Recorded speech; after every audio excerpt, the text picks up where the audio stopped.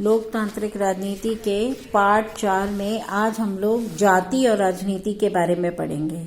जाति, आपने 3 विभाजन अभी पढ़े हुए हैं। एक आपने लैंगिक विभाजन पढ़ा, एक आपने धर्म के आधार पर विभाजन पढ़ा। आज हम लोग तीसरा विभाजन, जाति विभाजन पढ़ेंगे।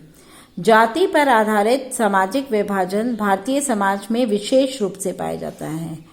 एक जाति में जन्मे व्यक्ति एक ही तरह का कार्य करते हैं। जो लोहार है, सब लोहार का कार्य करते हैं। और एक ही जाति में जो है, उनमें बेटी रोटी का संबंध भी चलता है, मतलब शादी ब्याह भी अपनी ही जाति में वे लोग करते हैं। तो इस तरह से वे जाति की सीमाओं में बहुत बंध जाते हैं।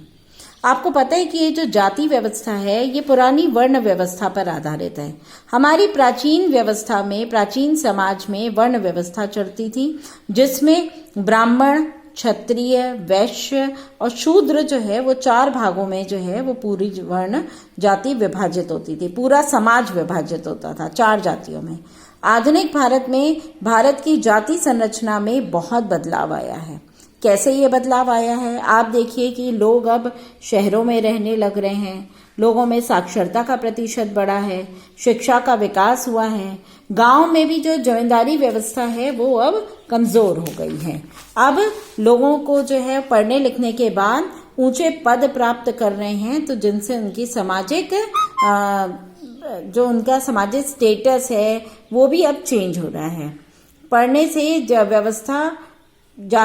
जमींदारी व्यवस्था कमजोर पड़ने से जाति व्यवस्था पर टिकी मानसिकता में बदलाव आ रहा है। संविधान में भी जाति व्यवस्था से पैदा हुए अन्याय को समाप्त करने वाली नीतियों का आधार तय किया गया है। अब भारत के सामाजिक ढांचे में बहुत परिवर्तन आया है। अब हम उसके बाद देखते हैं राजनीति में जाति। राजनीति में किस तरह से जाति है? जब पार्टियां चुनाव में उम्मीदवारों का नाम तय करती हैं, तो चुनाव क्षेत्र के मतदाताओं की जातियों के हिसाब को ध्यान में रखती है। देखती हैं कि इस क्षेत्र में यादव ज्यादा हैं तो यादव वोट मिलेगा, अनुसूचित लोग ज्यादा हैं तो अनुसूचित उम्मीदवारों को खड़ा करती हैं।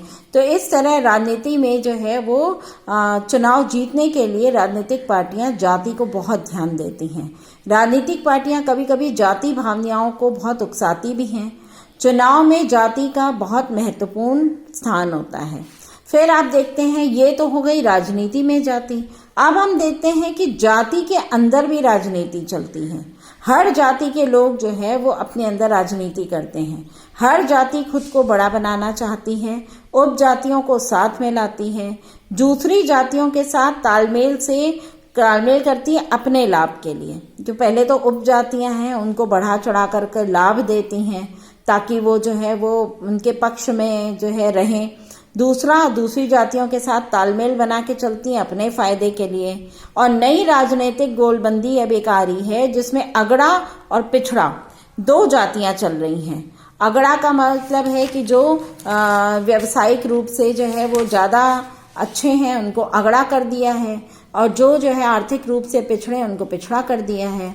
अनेक पार्टियां और राजनीतिक संगठन खास जातियों के खिलाफ भेदभाव समाप्त करने और उनके साथ ज्यादा सम्मानजनक व्यवहार करने के लिए जमीन, जायदाद और अवसर उपलब्ध कराने की मांग को लेकर आंदोलन करते रहते हैं। समय समय पर जो राजनीतिक पार्टियां हैं वो जातियों की जो मांगे हैं, उनकी जो जरूरतें हैं, उनको हाईलाइट करते रहते हैं। सिर्फ जातिगत पहचान पर आधारित राजनीति लोकतंत्र के लिए शुभ नहीं होती है। केवल जाति हम इम्पोर्टेंट नहीं मान सकते। इसमें